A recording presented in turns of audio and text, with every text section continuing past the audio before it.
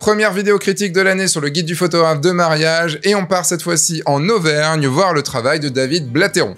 Générique. Bonjour, je suis Sébastien Roignan et vous êtes bien sur le guide du photographe de mariage, la chaîne YouTube qui va vous donner les clés pour prendre votre indépendance et vivre de votre passion, la photo, et plus particulièrement la photo de mariage.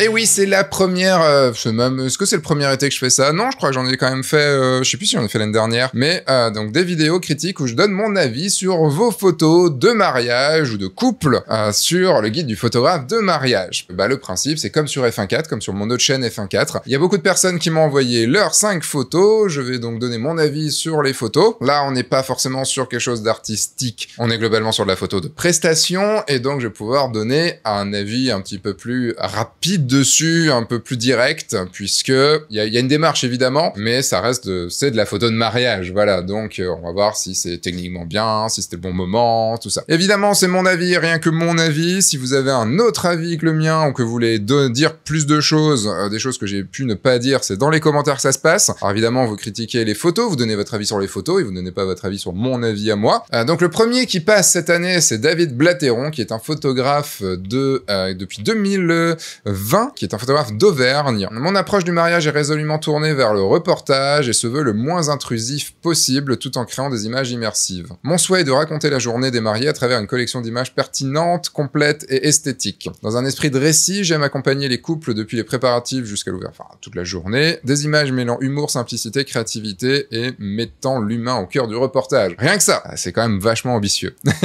C'est un petit peu notre Graal, un petit peu à tous quand même. J'essaye d'améliorer mon travail chaque année. C'est pourquoi je te soumets ces 5 images où je me suis mis en difficulté en essayant de mettre en œuvre de nouvelles choses, soit durant la journée sur le vif, soit pendant la séance couple en dirigeant un peu plus mes mariés. Donc ces 5 images ont été prises entre 2023 et 2024 et tu as essayé de travailler soit les compositions, soit le travail au flash en soirée. Tout n'est pas parfait, mais ce sont des images sur lesquelles j'ai dû sortir de ma zone de confort et qui sont des photos étapes dans ma pratique de la photo de mariage. Gros challenge du coup pour moi.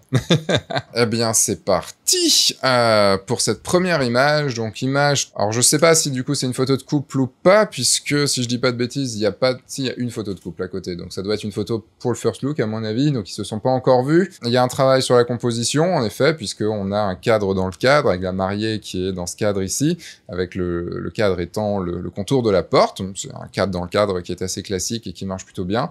On a cette couleur jaune qui va très bien avec la couleur bleue du costume du marié, et du coup est-ce que cette photo fonctionne? Alors oui, forcément cette photo elle fonctionne, bien sûr, je vais pas dire le contraire. Après, comment elle pourrait être améliorée, puisqu'il y a quand même des choses qui me gênent, en tout cas sur cette image. Qu'est-ce qui pourrait être amélioré? C'est la place de la mariée. En fait, il aurait fallu, à mon sens, mais je pense que c'était compliqué à cause du mur derrière, c'est de se décaler un peu sur le côté pour que la mariée soit plutôt sur la ligne des tiers. Le marié est à peu près sur la ligne des tiers, mais la mariée pas du tout. Donc il y a toute cette partie, tout ce dernier tiers à droite qui sert à peu près à rien. Donc c'est en ça que c'est un petit peu compliqué. Si tu avais pu l'autre embrasure de la porte la mettre bien centrée dans l'embrasure de la première porte, ça aurait été vraiment cool. Ça nous aurait aussi évité d'avoir ce bout de radiateur ici. T'aurais pu aussi, je pense, fermer un peu plus. T'es fermé à combien? Là, t'es fermé à 2,5. Donc ce qui fait que la mariée est vraiment dans le flou. Ça aurait sûrement gagné à être un petit peu moins flou, même si on comprend très bien qu'il y a la mariée et tout ça. Mais c'est plutôt vraiment la position, ta position à toi. Le truc, c'est que si tu te décales sur la droite, forcément, ça va être un peu plus relou avec le...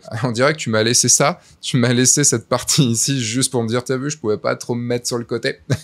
Après, en le plaçant peut-être plus proche de la porte, potentiellement en coupant aussi, parce que le haut, il sert pas à grand chose. Et souvent, c'est des trucs que je vois dans les photos des photos de reportage, le haut ne sert pas à grand chose. Je pense qu'on peut couper le haut de la porte, puisqu'on avait une autre porte derrière ici, donc ça aurait pu être, je pense, plutôt pas mal, et ça aurait fait que ce poteau-là pouvait couper la photo en deux, et on avait d'un côté le marié, de l'autre côté la mariée, et je pense que ça aurait été plus intéressant. Fais un peu attention au bleu ici, le bleu de la robe, tu vois, ta robe est blanche ici, et bleue ici à cause de l'ombre, donc fais attention à ces couleurs-là. Vous allez pouvoir me dire, oui, mais ça rappelle le bleu du costume. Non, c'est pas... non.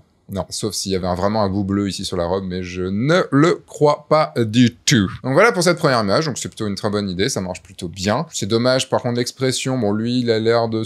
Non, il est très sérieux, là, quand même, hein. On pourrait croire qu'il sourit un petit peu, mais il est très sérieux, donc... Est-ce que c'était pas genre, je dois poser, je dois rester comme ça et tout? Bon, il y a le côté un peu stressant aussi de découvrir sa future femme, là, comme ça, hein, bien sûr. Peut-être un petit sourire, essayer de le faire sourire un petit peu, on dirait pas qu'il y a un petit... Enfin, il est très relâche, très tendu. Donc, photo suivante, maintenant, photo des préparatif, avec une belle brochette, une belle enfilade de préparation. Le moment est chouette. Le moment, évidemment, c'est un moment qu'on attend d'avoir plusieurs mecs plusieurs personnes qui se préparent ensemble, et ça permet d'être assez créatif. Mais pour moi, cette photo ne marche pas. Elle marche pas parce que techniquement, la couleur est horrible. Bah évidemment, il y en a pas. La lumière est vraiment pas bonne. Tu perds complètement le détail. Est-ce que, tu vois, t'es complètement bouché. On dit, il va pas me faire une photo bouchée. Bah si, il me fait une photo bouchée, donc on a complètement perdu tous les détails dans les costumes, enfin dans les gilets et tout, c'est quand même supra dommage. Du coup, d'un point de vue juste qualitatif, ta photo, elle est pas bonne. D'un point de vue cadrage, t'as essayé de faire ce que tu pouvais. C'est-à-dire que peut-être que t'avais un mur derrière toi et tu pouvais pas cadrer un peu plus large. 35, donc il t'aurait fallu un 24, je pense, là, pour avoir la photo. Parce que lui est coupé à droite, lui est coupé quasiment à gauche, il y a du bordel derrière, on voit d'autres personnes et tout. Bon, c'est pas trop grave, mais là, tu vois un petit truc con, c'est que la personne derrière, elle fait on a l'impression de loin que comme si t'avais assombri tout le fond et que ici ça avait pas marché le détourage, mais non, c'est qu'il y a une personne derrière en chemise blanche. Pour la réussir, cette photo, je pense qu'il aurait fallu être un peu plus bas et se dire, bon, tant pis pour les personnes derrière, je les prends pas en photo et je me concentre vraiment sur ce que j'ai envie de prendre, ce qui est plus intéressant pour moi, c'est-à-dire cette petite brochette de 3 personnes, voire de 4 personnes, 3 personnes surtout, et d'essayer de les isoler. Donc soit tu te mettais de profil vraiment par rapport à eux, donc un petit peu en arrière et vraiment un peu plus sur le côté gauche pour être un peu plus de profil, soit là où point de vue que t'es un peu plus bas pour histoire d'être un peu plus au niveau de cette deuxième personne pour essayer d'avoir un peu plus son expression. À vouloir tout mettre sur les photos de toutes les personnes, du coup ça ne fonctionne pas parce qu'il y a rien.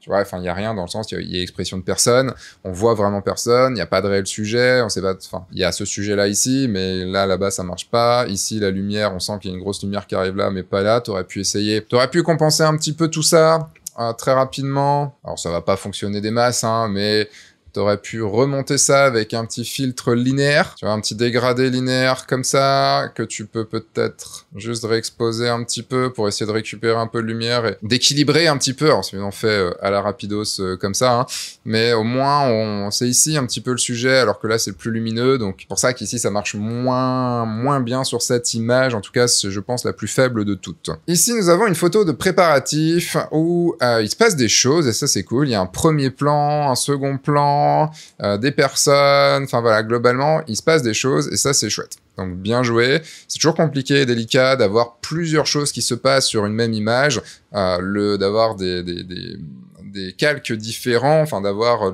un premier plan, un second plan et un arrière-plan, c'est toujours quelque chose de compliqué et que tout ça s'harmonise, s'agence pour que ça fonctionne. Donc c'est très cool d'avoir utilisé ce gamin qui dort sur le premier plan. C'est cool aussi, là, la nana qui sourit, on voit la gamine, il y a de la lumière dessus, il y a la mariée ici, donc on va marquer bride, sûrement la maquilleuse ou la coiffeuse qui veut faire une photo de sa coiffure. Bon, la maquilleuse, elle fait chier, là, quand même, parce que ça enlève quelque chose, même si ça rajoute un peu de vie dans ce truc. Je trouve ça dommage, parce qu'on sent qu'elle doit pas être là. Enfin, en tout cas, on sent que là, elle essaye, elle, de faire sa photo. Ce qui me gêne, globalement, dans cette image, c'est que c'est un bon début, et il y a encore beaucoup de travail pour réussir à faire que cette photo soit vraiment cool. Il y a de l'idée, il y a une réelle idée.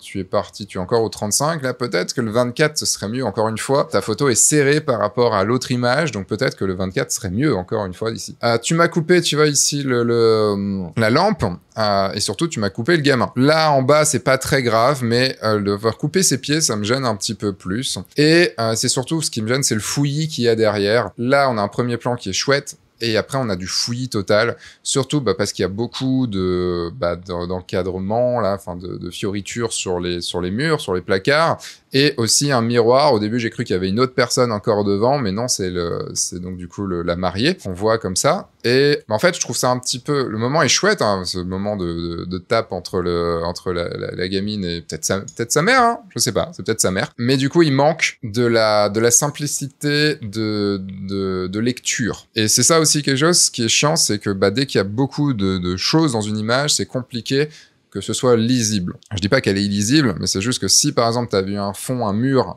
un peu comme tu vois ici un mur uni, sans détail, ça aurait été beaucoup plus lisible et on aurait beaucoup plus compris les choses. Le fait qu'il y ait aussi qu'on voit pas la mariée, c'est vraiment dommage qu'elle ait la mèche de cheveux devant, parce qu'on voit pas son expression. En fait, la seule expression qu'on voit vraiment et qui est cool, enfin les deux, c'est le gamin qui dort et la nana ici qui sourit, qui est très chouette comme ça, et un peu la gamine, un peu, mais elle est pas non plus folle dingue. C'est globalement une chouette photo, hein, c'est très bien de travailler comme ça. Il y a encore du travail en effet pour arriver à bien agencer le tout. Je pense à prendre un petit peu de recul, 24 mm. Bon, le problème du 24 mm, c'est que le fond aurait été un petit peu plus loin. Plus tu as un objectif type 35, 50, 80, plus ça va aplatir les différents plans. Mais en même temps, il y aurait eu un peu plus d'ambiance. Et aussi, je crois que peut-être aussi, c'est parce que tu vois, c'est pas droit. On voit que c'est pas droit et peut-être il faut une image, tu vois, un peu plus redressé peut-être aussi. Voyons maintenant la photo de soirée. Donc une photo sûrement prise au flash. Je regarde photo de soirée avec 2 flashs à moi sur trépied au fond et un flash à la main. Oui, donc c'est bien ça. On a un flash ici, un flash là avec des gélates dessus et un flash à la main ici en déporté. Elle marche plutôt bien. Hein. C'est au niveau lumière, elle est bien construite. Ça fait des backlights qui sont chouettes, qui donnent une ambiance chaude et froide. Alors quand on est dans un petit endroit comme ça, c'est tout de suite beaucoup plus chouette. Enfin, j'ai horreur des salles blanches, des grandes salles blanches. Alors, c'est le truc où on peut pas mettre les lumières qu'on veut, c'est chiant. Ça illumine tout d'un coup, alors que là, on peut construire une lumière, on peut construire quelque chose sur des trucs avec de la pierre comme ça, dans un endroit un petit peu plus resserré, un peu plus sombre, qui réfléchit pas la lumière partout, quoi. Au niveau juste lumière, on est bon.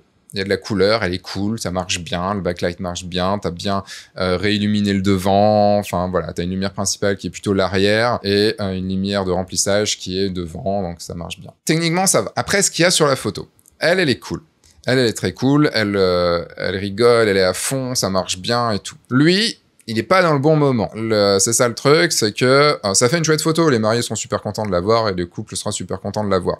Mais si on va aller plus loin, parce que mon but c'est d'aller plus loin, c'est de te dire que là, c'est dommage pour lui. Ce qui est dommage également, c'est les personnes derrière, il n'y a rien. Ils sont là, il y a de l'ambiance, mais il se passe pas grand-chose. Alors, c'est très dur d'avoir, sur des photos de soirée, c'est extrêmement compliqué, c'est au petit bonheur la chance, très souvent. Déjà, c'est bien d'avoir cette personne-là, ça aurait été mieux d'avoir les deux, et encore mieux s'il y avait eu des gens derrière. Après, il y a une sorte de cadrage aussi. Le cadrage, il remplit toute ton image, et tu vois, on est coupé ici, elle est pas construite, c'est ça que je veux dire, cette image n'est pas construite, et elle a été shootée, elle est semi-construite, et il y a du travail encore à faire sur le cadrage de cette image. Mais voilà, globalement, après, voilà, je chipote parce que c'est déjà cool, et continue comme ça sur tes lumières de flash, en tout cas sur un endroit comme ça marche très bien. Et dernière image, la dernière image de photo de couple, prise avec la technique de la fougère, même si c'était pas une fougère, technique d'être derrière des buissons, une branche, des feuilles, enfin voilà, qui fait un premier plan comme ça, où les mariés ressortent, on a un peu de blanc du coup, on a la feuille au-dessus, et une petite construction avec la barrière et tout. D'un point de vue construction, je pense qu'elle l'est pas, mais elle me paraît penchée. Il y a un truc qui me donne envie parce que la mariée est un peu en arrière, les poteaux sont un peu en arrière, la colline semble être un peu en arrière, donc j'ai envie de la redresser, cette image. J'ai envie de me dire merde. Mais quand je vois les bâtiments derrière, je me dis si ça doit être un petit peu, si c'est un peu, je pense qu'il faudrait un peu la redresser. Parlons surtout du moment, parce que ce qui est plus important, et je reviendrai sur le cadrage après, c'est le moment. En fait, là, il y a toujours un énorme problème sur les photos de couple, c'est la main ici. Le bouquet fait toujours chier, mais en gros, ça lui donne quand même une prestance, elle a le bouquet. Lui, il sait pas quoi foutre de sa main. Et ça se voit, donc il y a un petit moment chouette avec elle, lui, il est un petit peu plus stressé, je pense, un petit peu moins à l'aise, et du coup, sa main montre clairement qu'il est pas à l'aise. La main devrait être sur sa hanche, ou sur son cou, mais pas ici, ballante, à rien foutre. Autre point, ce filet de badminton ou de handball, là, comme ça, handball, pas handball, handball ici, c'est moche, forcément, voilà, c'est dommage d'avoir ça. T'as essayé de le cacher au maximum, ce qui est déjà bien, mais pas tout à fait, et surtout, les couleurs. Les couleurs sont cheloues. T'aurais pu assombrir aussi, tu vois, ici, parce que là, c'est bizarre que ça reparte sur du clair. Mais les couleurs, t'es vert, t'es très très vert. Les couleurs sur elle, encore, ça va, mais lui, il est totalement dessate, quoi. et on dirait qu'il a perdu complètement sa couleur. Alors c'est dur hein, quand t'as du vert partout et tout ça, ton vert est aussi assez saturé. Alors moi c'est un vert que j'aime pas, si tu l'aimes tant mieux, mais moi c'est un vert froid que j'aime pas. Mais voilà, le vert c'est très compliqué, hein. Le vert on a des goûts extrêmement différents sur les verts, et donc je ne dirais trop rien là-dessus à part le fait que j'aime pas. Mais ça reste un j'aime pas. J'ai pas dit c'est pas bien, je dis j'aime pas. Mais surtout ce qui n'est pas bien, c'est lui est très gris et c'est vraiment dommage. Elle est vraiment cool, sa pose et tout, lui moyen, comme j'ai dit. On va dire au premier abord ça marche plutôt bien, au deuxième abord, eh ben c'est moins ça, et t'as du travail surtout sur ta posture. Il y a de la créativité à vouloir chercher, parce que ça c'est ta main. Il semble qu'il a essayé de placer la branche, peut-être, ou peut-être pas. C'est pas très grave, mais on pourrait croire vu la couleur.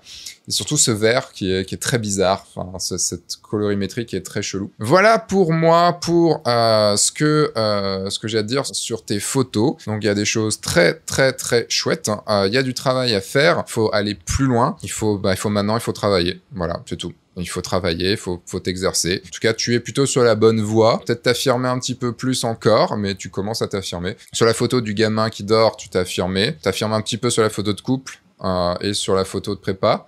Enfin la photo de découverte, là en lumière, en couleur, tu t'es affirmé sur la partie soirée. Donc voilà, il y a du bon travail. Maintenant, c'est à toi de continuer à travailler tout ça. Voilà pour ce que j'avais à dire, David. Vous avez le lien de son site directement dans la description. Et surtout, si vous avez envie, vous, de dire votre avis, de donner votre avis sur les photos, et ben dites-le dans les commentaires. Ce que vous avez pensé de ces photos? Est-ce que vous avez des choses en plus à dire? Évidemment, ça sert pas à grand chose de répéter ce que j'ai dit, mais si vous voulez dire d'autres choses, des choses différentes ou des choses complémentaires, bah n'hésitez pas dans les commentaires, ce sera toujours le bienvenu. J'espère que cette vidéo vous aura plu. Je vous dis à dans une semaine pour un nouveau podcast sur le guide du photographe de marche, puisque cet été, il y en a un toutes les 2 semaines. On va alterner vidéo et photo, voire même photo et vidéo dans le même podcast. Il y a des beaux invités, des chouettes invités, et puis bah, on se retrouve dans 2 semaines pour une nouvelle vidéo critique. Entre-temps, sortez, faites des photos, amusez-vous, et surtout, bah, signez des mariages. Au revoir.